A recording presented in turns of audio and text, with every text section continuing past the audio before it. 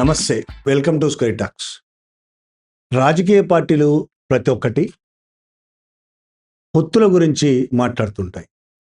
అవతలి పక్షాలు అపవిత్ర కలయికతో తమను ఓడించడానికి ప్రయత్నం చేస్తున్నాయని ప్రతి రాజకీయ పార్టీ మాట్లాడుతుంది. కాంగ్రెస్ తెలంగాణలో తీసుకుంటే Congress party, BJP, BRS. Telangana గురించి ఒక్కసారి మనం చూస్తే బీజేపీ, బీఆర్ఎస్ కలిసి తమను ఓడించడానికి ప్రయత్నం చేస్తున్నాయని కాంగ్రెస్ అంటే, బీఆర్ఎస్, కాంగ్రెస్ కలిసి తమను ఓడించడానికి ప్రయత్నం చేస్తున్నాయని బీజేపీ అంటుంది. అట్లే బీజేపీ, కాంగ్రెస్ కలిసి తమను ఓడించడానికి ప్రయత్నం చేస్తున్నాయని బీఆర్ఎస్ అంటుంది. ఈ మధ్య కాలంలో మున్సిపల్ ఎన్నికలు జరిగాయి. తాజాగా ఎన్నికల తర్వాత కూడా ఈ మాటలు వచ్చినాయి. బీజేపీ అధ్యక్షుడు రామచంద్రరావు ఇదే మాటలు మాట్లాడాడు. కాంగ్రెస్ బీఆర్ఎస్ మీద ఆరోపణలు చేశారు. బీఆర్ఎస్ నాయకులు హరీష్ రావు కూడా ఇదే ఆరోపణలు చేశారు. కాంగ్రెస్ బీజేపీ ఒకటే అని. కాంగ్రెస్ నాయకులు కూడా ఇదే ఆరోపణ చేస్తున్నారు, బీజేపీ బీఆర్ఎస్ కలిసాయని. ఇందులో నిజానికి ఈ మాటలన్నీ నిజాలు, అబద్ధాలు కూడా. ప్రతి పార్టీ ఇంకొక పార్టీతో శత్రుత్వం ఉన్నట్టు బయటికి కథలు చెప్తుంది, ప్రజల ముందు పోటీలు పడుతుంది, ఒకళ్ళ మీద ఒకళ్ళు దుమ్మెత్తి పోసుకుంటారు. కానీ అధికారం అవసరం వచ్చేసరికి మాత్రం అందరూ కలిసిపోతారు. అధికారం దేనికోసం? ఇవాళ ప్రజలను దోచుకోవడానికి తప్ప అధికారం దేనికోసం ఉపయోగించట్లేదు. ఏ రాజకీయ పార్టీ కూడా తమ అధికారాన్ని ప్రజలను దోచుకోవడానికి ఉపయోగిస్తుంది. అలా దోచుకునే దగ్గర అందరూ ఒకటైపోతారు. ఇప్పుడు మొన్న జరిగిన మున్సిపల్ ఎన్నికల్లో అపవిత్ర కలయికల గురించి వీళ్ళు మాట్లాడుతున్నారు కదా. ఆ అపవిత్ర కలయికలు మూడు పార్టీలే కాదు, 4వ పార్టీ ఎంఐఎం కూడా. ఈ 4 పార్టీలు కలిసి పనిచేసి కలిసి ఎలక్షన్లో గెలిచిన సంఘటనలు ఉన్నాయి. మున్సిపల్ ఎన్నికలు జరిగిన తర్వాత ఎవరికి వాళ్ళే పోటీ చేశారు ఎన్నికల్లో. ఒక్క సిపిఎం, సిపిఐ కొన్ని చోట్ల ఒప్పందాలు చేసుకున్నట్టునే కానీ ఎన్నికల్లో ఏ పార్టీ కా పార్టీ పోటీ చేశాయి. ఎన్నికల్లో అయిపోయిన తర్వాత municipal chairman, vice chairman, corporation mayor, deputy mayor ఎన్నికలప్పుడు ఇక వీళ్ళ పార్టీల తంతు, అసహ్యకరమైన పొత్తులు, సిద్ధాంతాలకు విరుద్ధమైన పొత్తులు. వాళ్ళకి సిద్ధాంతాలు ఉన్నాయని వాళ్ళు చెప్తున్నారు కాబట్టి చెప్తున్నారు. నిజానికి వాళ్ళకి ఏ సిద్ధాంతాలు లేవు. అధికారమే అతిపెద్ద సిద్ధాంతం. ఏ మాత్రం విలువలేని వాళ్ళ పొత్తులు చూస్తుంటే ఒకసారి మీరు గమనిస్తే మీకే అర్థమవుతుంది. నిజామాబాద్ కార్పొరేషన్ కాంగ్రెస్ మెజార్టీ వచ్చింది. మెజార్టీ అంటే పూర్తిగా గెలిచే పరిస్థితి లేదు. కాంగ్రెస్ పెద్ద పార్టీ. బీజేపీకి ఆ సీటు పోకుండా ఉండడం కోసం కాంగ్రెస్కు బీఆర్ఎస్ మద్దతు ఇచ్చింది. ఎంఐఎం కూడా మద్దతు ఇచ్చింది. ఎంఐఎం, బీఆర్ఎస్ మద్దతుతో కాంగ్రెస్ అక్కడ మేయర్ సీటు గెలుచుకుంది.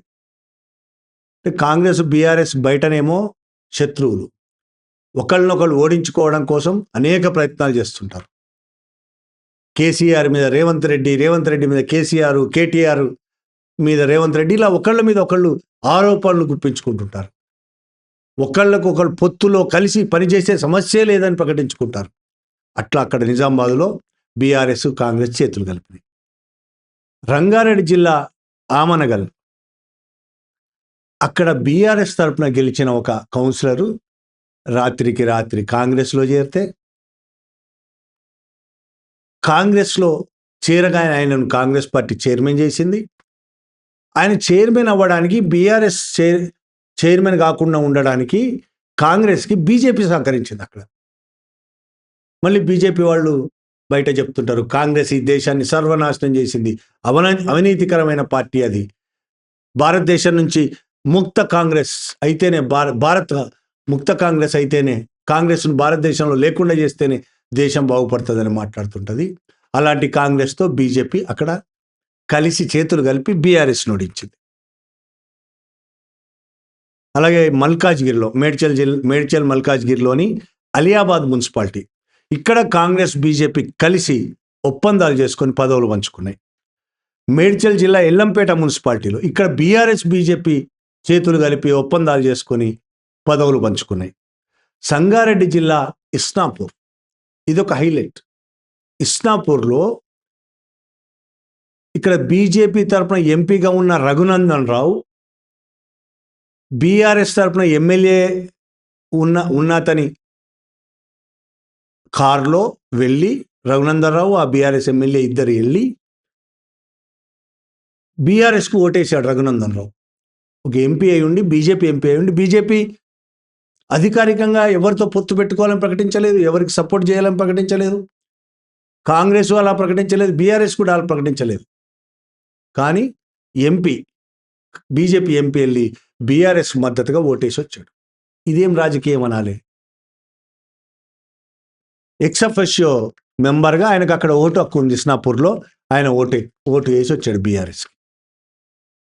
అదే ఉమ్మడి మెదక్ జిల్లాలో నర్సాపూర్లో బీజేపీ కాంగ్రెస్ ఇద్దరు చేతులు కలిపి అక్కడ పదవులు దక్కించుకున్నారు. ఇక ఉమ్మడి కరీంనగర్ జిల్లాలో చూస్తే రాయ్కల్ మున్సిపాలిటీలో కాంగ్రెస్ మద్దతిస్తే బీఆర్ఎస్ కౌన్సిలర్ చైర్మన్ అయ్యాడు. బీఆర్ఎస్ అతను చైర్మన్ అవ్వడం కోసం కాంగ్రెస్ మద్దతు ఇచ్చింది. మెట్పల్లిలో బీజేపీ మద్దతుతో కాంగ్రెస్ అభ్యర్థి చైర్మన్ అయ్యాడు. ఆసిఫాబాద్లో కాంగ్రెస్ మద్దతుతో బీఆర్ఎస్ అతను చైర్మన్ అయ్యాడు. ఇక బెల్లంపల్లి మున్సిపాలిటీ, ఇక్కడ కూడా బీజేపీ మద్దతుతోనే చైర్మన్, వైస్ చైర్మన్ 2 పదవులు కాంగ్రెస్ గెలుచుకుంది. ఇందులో ఎంఐఎం ఎక్కడ కనిపించలేదు కదా మనకి. ఒక్క నిజామాబాద్లో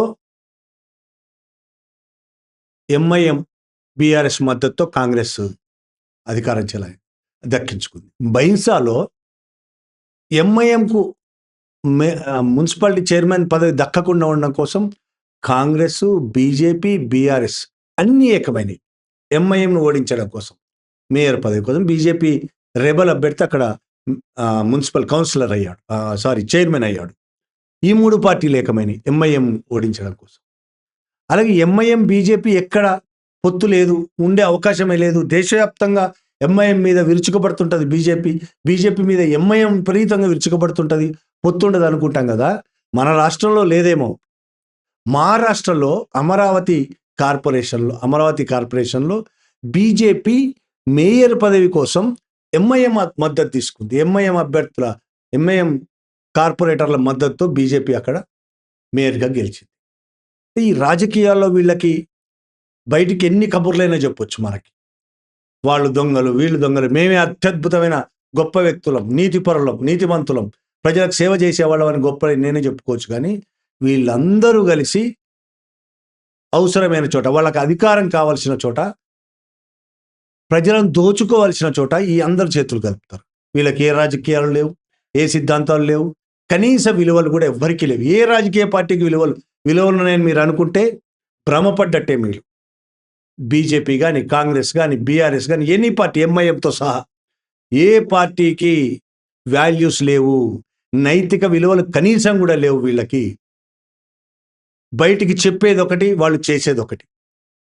ప్రజలను నమ్మించడానికి 1,00,000 మాటలు చెప్తారు, కానీ అంతర్గతంగా వీళ్ళందరూ ఒక్క దగ్గర చేరి ప్రజలను దోచుకోవడం ఎలా కుట్రలు చేస్తుంటారు.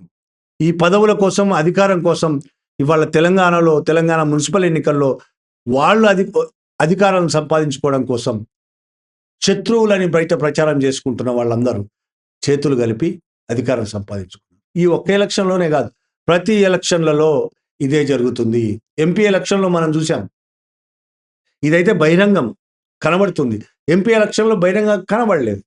బీజేపీ ఎంపీలు గెలవడం కోసం బీఆర్ఎస్ తనను త్యాగం చేసుకుంది. తన ఒక్క ఎంపీ సీటు కూడా గెలవకుండా తన ఎంపీ సీట్లను బీజేపీ గెలవడం కోసం ఉపయోగించుకుంది. తన ఓటర్లను బీజేపీకి ఓట్లేయించింది. అట్లా బీఆర్ఎస్ ఎంపీ ఎలక్షన్స్లో బీజేపీకి సపోర్ట్ చేసింది. అంతకు ముందు జరిగిన ఎంపీ ఎలక్షన్స్లో కాంగ్రెస్ అదే పని చేసింది. బీఆర్ఎస్ను ఓడించడం కోసం బీజేపీకి తన ఎంపీ సీట్లను త్యాగం చేసింది.